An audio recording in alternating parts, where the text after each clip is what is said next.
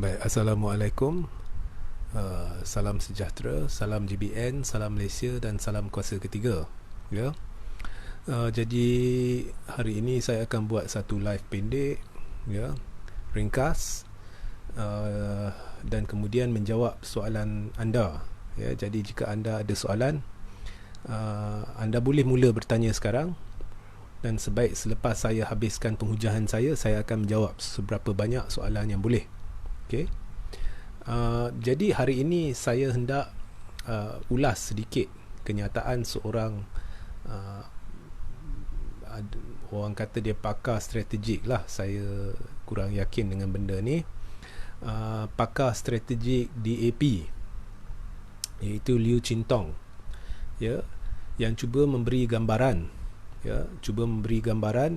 apa sebenarnya rakyat mahu dari PH dan apakah implikasinya keputusan pilihan raya negeri Johor terhadap masa depan PH. So ini adalah satu penghujahan oleh Liu Chintong. Jadi Liu Chintong ni dalam DAP ni dia dianggaplah sebagai pakar strategik. Ini saya tak percaya. Okay, dan saya akan jelaskan mengapa. Baik. Jadi Liu Chintong membuat kenyataan. Okay. Dia kata, saya baca dan ini berdasarkan laporan Malaysia Kini. Saya baca. Okey. Dia kata selama beberapa dekad, model kemaraan Pakatan Harapan dan gabungan pembangkang berteraskan naratif keberanian. Mereka bersuara dalam suasana pemerintahan kerajaan BN yang menindas pada ketika itu. Ini benar. Dulu Pakatan famous ataupun mendapat sokongan daripada rakyat sebab dia berani bersuara. Okey. Kemudian dia tumbangkan BN. Lepas dia tumbangkan BN, Liu Chintong kata gabungan pembangkang kini mencari formula baru dan pilihan raya negeri Johor boleh menjadi petunjuk dalam merangka strategi ke hadapan. Ya. Jadi Liu Chintong berkata, naratif jangka panjang kami berjuang untuk rakyat. Okey, apalah. Okey. Jadi saya rumuskan apa yang dia kata selepas itu. Dia kata sekarang ni selepas PRU14, orang ramai bukan lagi nak lihat PH setakat berani bersuara. Mereka nak PH menjadi seperti kerajaan. Ya. Pembangkang bertindak seperti kerajaan dan bersedia untuk mentadbir, bersiap menawarkan penyelesaian jangka panjang. Okey. Jadi sini saya nak komen sikit lah kepada Liu Chintong. Komen pertama, ya, Liu Chintong, anda sebenarnya dengan membuat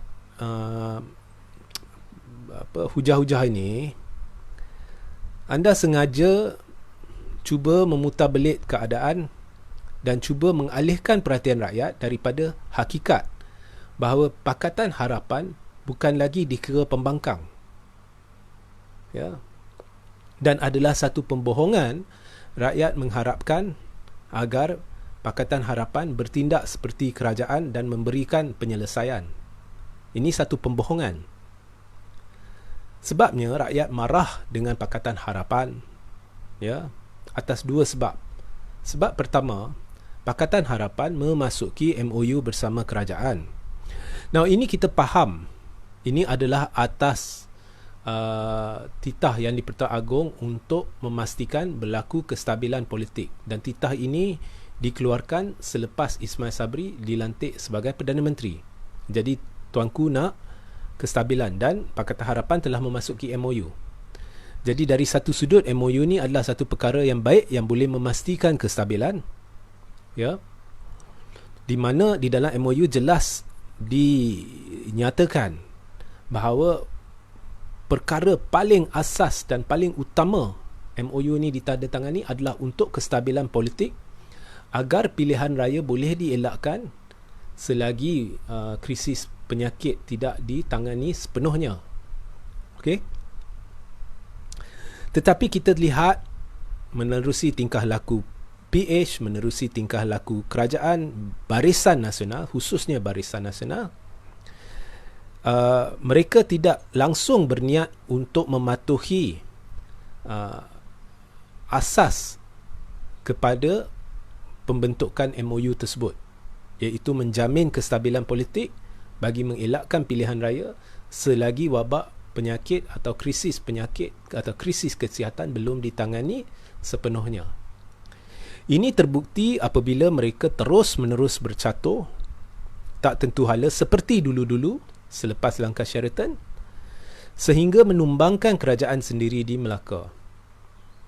Dan tidak ada sebarang inisiatif daripada Perdana Menteri untuk cuba halang pilihan raya negeri Melaka dengan meminta agar darurat diisytiharkan di situ, berlandaskan keperluan MOU untuk mengekalkan kestabilan politik. Tidak ada sebarang inisiatif daripada PKR, DAP atau Amanah untuk menghalang PRN Melaka.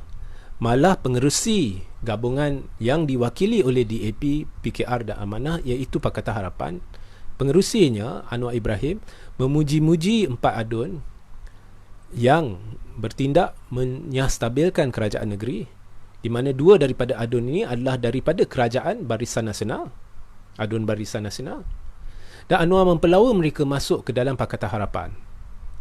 Walhal Pakatan Harapan berkata mereka tidak menerima katak.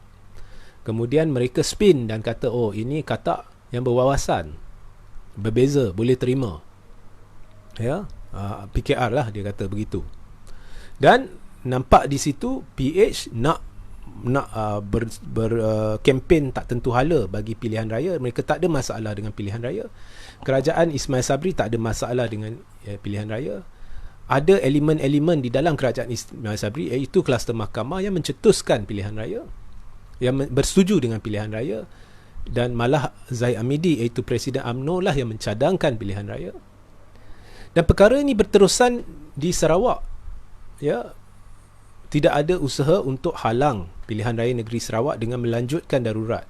Malah darurat sebenarnya telah diangkat, dilepaskan. Baik. Jadi MOU ni menjadi titik kemarahan rakyat. Dan disebabkan itu PKR hangus di Melaka, Pakatan Harapan dibelasah teruk, DAP hilang banyak kerusi, hilang banyak sokongan, minta maaf. Dan di Sarawak juga Pakatan Harapan dibelasah teruk. Ya. Jadi penolakan terhadap Pakatan Harapan disebabkan kemarahan rakyat, disebabkan MOU ni, disebabkan penipuan Pakatan Harapan, disebabkan MOU ni bukannya lagi dianggap sebagai ditandatangani demi rakyat. Sebaliknya, nampak jelas Pakatan Harapan ingin memasuki MOU ni demi kepentingan peribadi, ya, demi menjadi sebahagian daripada keluarga besar kerajaan Malaysia yang telah ditubuhkan menerusi pintu belakang dengan bantuan kleptokrat. Dan menerusi perkara ni, Pakatan Harapan telah bersekongkol secara tidak langsung dengan kleptokrat. Rakyat juga marah sebab Pakatan Harapan diketahui telah mengadakan pelbagai perbincangan dengan kleptokrat untuk membentuk jajaran politik baru melibatkan Pakatan Harapan dan Barisan Nasional. Dan ini amat nyata di Sarawak. Di Sarawak, GPS menang besar. Ya, Pakatan Harapan hampir hangus. Bukan sebab apa? Sebab GPS mematuhi mandat rakyat. Dia adalah 4 parti Barisan Nasional yang asalnya Barisan Nasional. Mereka telah keluar dari Barisan Nasional selepas PRU14 dan membentuk GPS. Jadi mereka menjauhkan diri daripada kleptokrat selaras dengan kemahuan rakyat pada PRU14. Pakatan Harapan pula dia buat ghostan. Dulu dia buat yang betul. Dia lawan kleptokrat dan dia menang pilihan raya. Kemudian lepas pilihan raya, dia pula bincang jajaran politik baru dengan kleptokrat. Kini dah masuk MOU bersama kleptokrat. Ya. Dan MOU ni saya dah ceritakan jelas menunjukkan ianya bukannya demi rakyat, bukannya demi menangani krisis kesihatan, tetapi semuanya adalah satu bahan lawak jenaka yang tidak bertepatan dengan perkara yang dinyatakan dalam MOU, iaitu untuk menghalang pilihan raya untuk memastikan kestabilan politik. Dapat dilihat dengan jelas Pakatan Harapan dan Barisan Nasional berfoya-foya, bercatur, ya, bercatur tak tentu hala dan ingin menggunakan pilihan raya negeri sebagai medan-medan untuk menguji keberkesanan kempen mereka, menguji keberkesanan propaganda mereka untuk melihat tahap mana pencapaian mereka sebelum diadakan PRU15. Ya. Jadi ini Liu Chintong tahu, tetapi mereka sengaja nak mengalihkan perhatian rakyat. Jadi tidak benar rakyat mengharapkan Pakatan Harapan menjadi seperti kerajaan.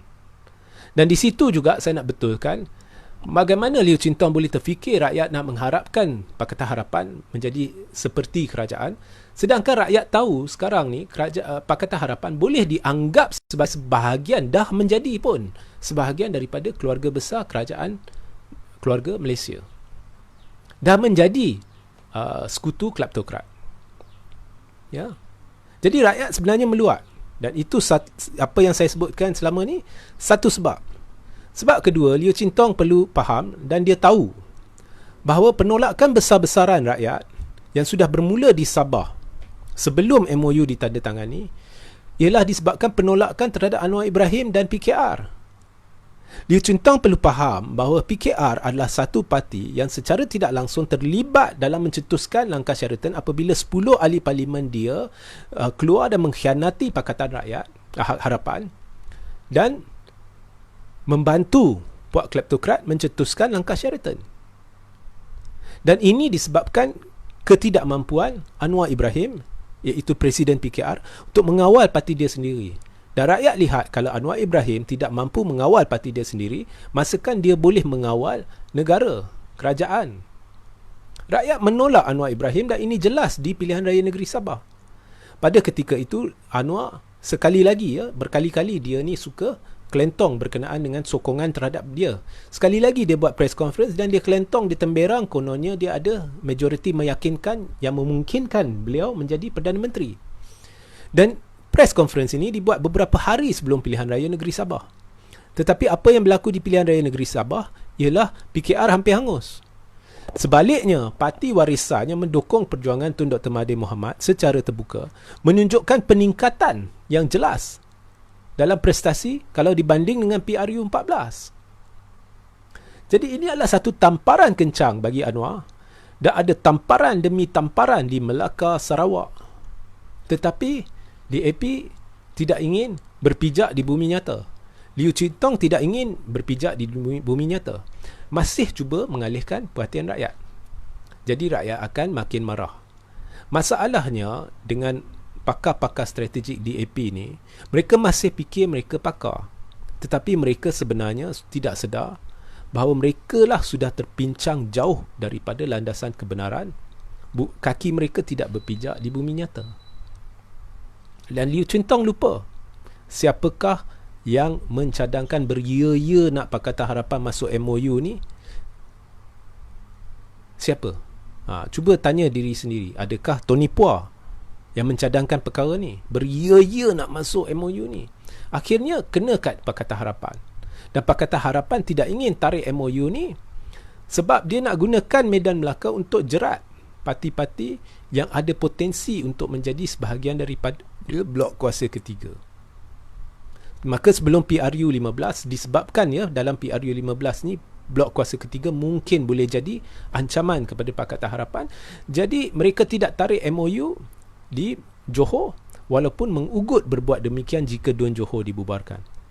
Kini mereka gunakan Dun Johor untuk menjerat parti-parti yang ada potensi menjadi sebahagian dari blok kuasa ketiga, supaya apabila parti-parti ini berdamping dengan PH, rakyat akan kata, parti-parti ini sudah berdamping dengan sekutu kerajaan, kerana PH sebahagian daripada keluarga besar kerajaan Malaysia.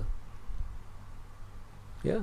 Dan apabila rakyat melihat parti-parti yang ada potensi jadi kuasa ketiga ini berdamping dengan PH, maka rakyat juga akan meluat dengan parti-parti ini. Jadi PH cuba jerat pejuang muda warisan. Setakat ni dah jerat muda, tapi dia cuba jerat yang lain, kononnya nak tubuhkan kemah besar pembangkang. Tapi PH bukan pembangkang. So ini komen saya sedikit tentang Liu Chintong. Analisis yang mereka buat ni sentiasa memberi fokus seolah-olah PH ni relevan. PH tidak relevan sebab rakyat tolak Anwar. Selagi DAP dengan amanah berdamping dengan Anwar Ibrahim, selagi Anwar Ibrahim adalah pengerusi Pakatan Harapan, rakyat tidak akan terima PH. Rakyat akan makin menolak PH. Tambah pula ada MOU yang tidak bermakna tu, yang hipokrit tu, lagilah rasa meluat rakyat terhadap PH. Jadi Liu Chintong perlu berhenti seketika, tanya diri dia sendiri, adakah dia benar-benar layak menjadi pakar strategik DAP untuk membuat kenyataan-kenyataan yang tidak masuk akal ni, ya? Atau adakah Liu Chintong ni sedang cuba mengalihkan perhatian rakyat dan mengaburi mata rakyat? Ya, itulah ulasan saya berkenaan dengan kenyataan yang dibuat oleh Liu Chintong. Jadi anda boleh mula bertanya soalan dari sekarang. Jadi saya kalau tidak ada soalan, saya akan akhiri live ya. Jadi ada soalan tak?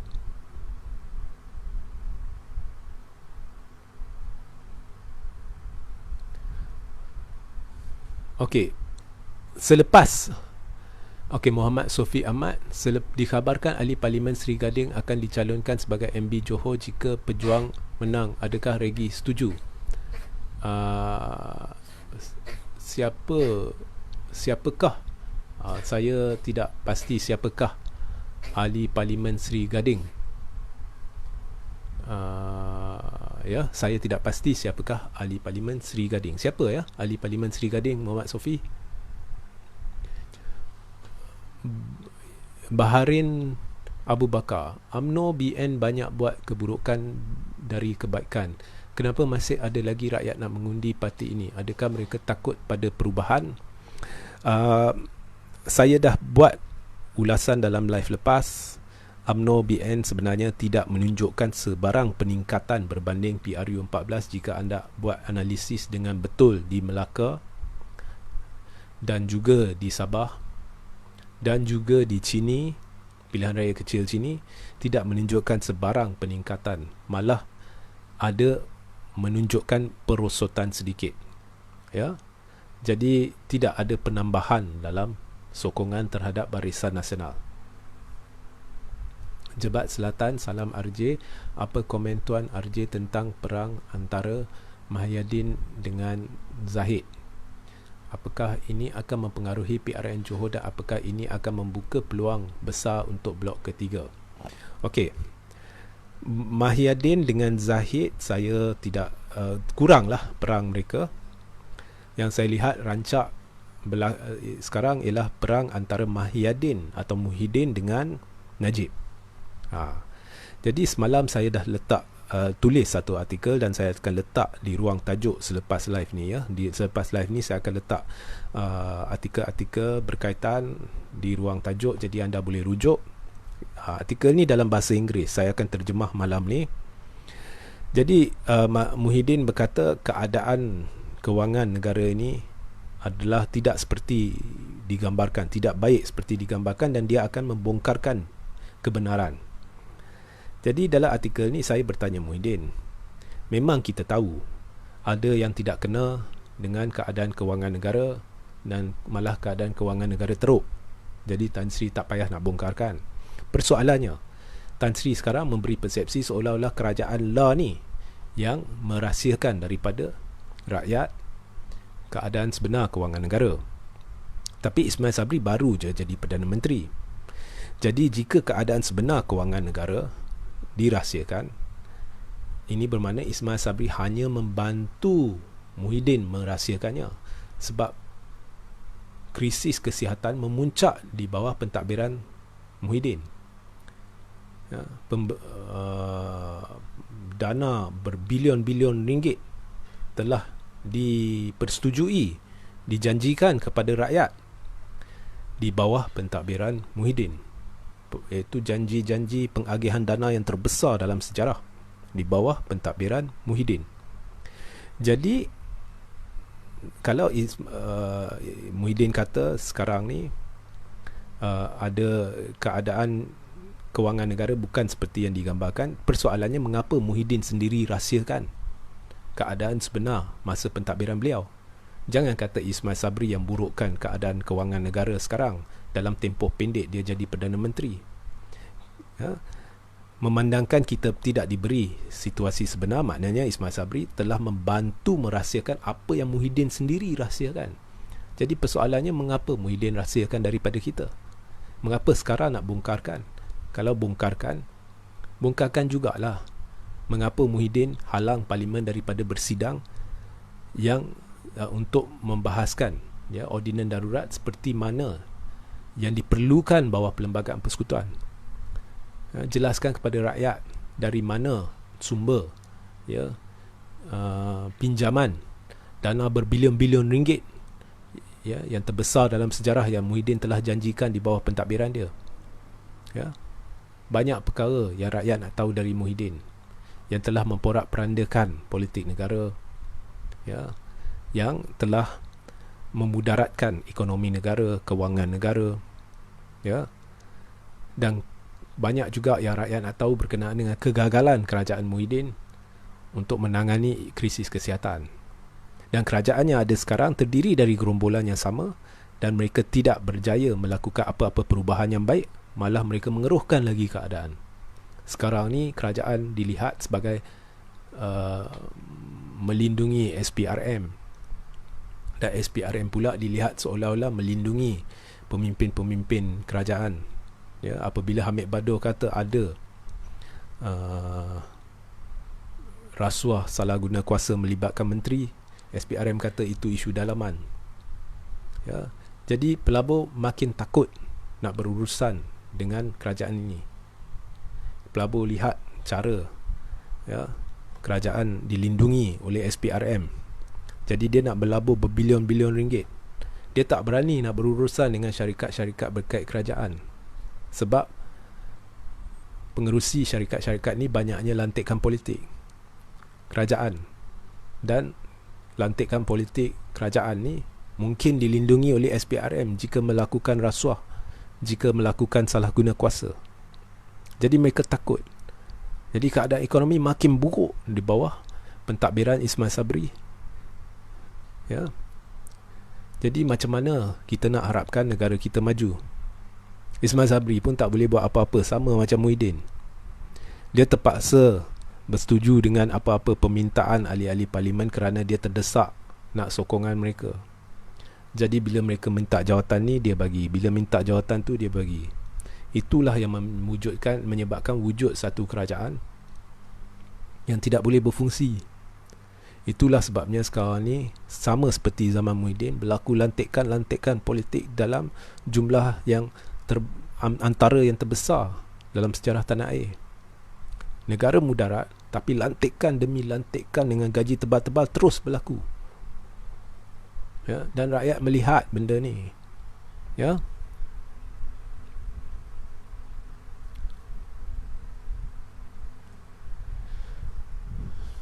Tuan Regi, saya ingin bertanya kesihatan Tun Mahathir sekarang, Zaha and Stack. Okey, saya baca hari itu ada hantaran yang mengatakan Tun sudah kembali ke office. Itu yang saya baca lah. Jadi kita semua bersyukur. Asri bin Samad, jika berlaku PRN atau PRU, parti masing-masing letak calon, mana ada lagi keluarga Malaysia atau kemah besar. Dan apa pun, bila PH bercerita kemah besar, saya nak sentiasa mengingatkan PH, sentiasa mengingatkan Liu Chintong, kemah ni kemah pengkhianat, bukannya kemah pembangkang. PH bukannya pembangkang. Jadi siapa-siapa yang berdamping dengan kemah pengkhianat akan dibenci rakyat. Din Mahat, apa pendapat tuan kalau saya katakan Anwar, Najib dan Zahid lah yang memporak-perandakan politik Malaysia sekarang? Betul. Jadi jika anda lihat live saya yang lepas, saya dah jelaskan perkara ni, dan saya pun dalam 2-3 live yang lepas ada menceritakan berkenaan kemungkinan berlakunya perjanjian rahsia antara kem Zahid dengan kem Anwar, melibatkan PRN Johor dan PRU 15. Pak Cho, adakah, okey, ini soalan terakhir adakah di SNR Najib Razak bawa fail kes jumpa Tuan Tan Sri Muhyiddin Yassin tu benar. Tidak ada kesalahan, tertuduh boleh menyimpan fail tersebut macam dikatakan. Okey, pertama sekali, Muhyiddin, apa yang saya baca laporan, Muhyiddin bukan kata Najib yang bawa fail, dia kata Zahid yang bawa fail. Kedua, tidak ada sesiapa kata ada kesalahan Najib ada fail ke Zahid ada fail. Ketiga, saya percaya tuduhan ni, dan ada orang kata mengapa sekarang Muhyiddin beritahu. Sebenarnya dia dah beritahu dulu sebelum PRN Johor, sebelum DUN Johor dibubarkan, bahawa dia diminta untuk cuba membantu. Tapi masa tu dia tidak sebut Zahid atau Najib, dia cuma menuding ke arah kluster mahkamah. Sekarang dia lebih spesifik Najib dan Zahid. Keempat, Zahid memang pernah bawa dokumen. Jangan kata Muhyiddin, dia pergi jumpa Tun ya, masa ketika berlaku usaha untuk meruntuhkan kerajaan Pakatan Harapan tu. Dia pergi jumpa Tun sebab mungkin dia sangka Tun akan bersetuju jadi Perdana Menteri Perikatan Nasional, maka dia pergi jumpa Tun. Zahid ni memang dah nampak akan jumpa sesiapa sahaja. Jadi menurut Muhyiddin, dia ada jumpa Muhyiddin. Jadi persoalannya bukan simpan dokumen. Tidak ada pernah sesiapa persoal adakah salah jika Zahid ada dokumen ke ataupun tidak. Persoalannya, ya, menurut Tan Sri Muhyiddin Yassin, Zahid telah membawa dokumen bertimbun-timbun dan minta Muhyiddin untuk campur tangan membantu beliau kerana beliau tidak bersalah. Itu salah. Ya. Okay, last ya. Raja Zainal Raja Muhammad, DSAI Anwar tidak mahu berkata kebenaran yang sebenar untuk rakyat keseluruhannya yang ketika itu telah pun ahli parlimen ketika itu. Jadi bagaimanakah keputusan sebenar? Okey.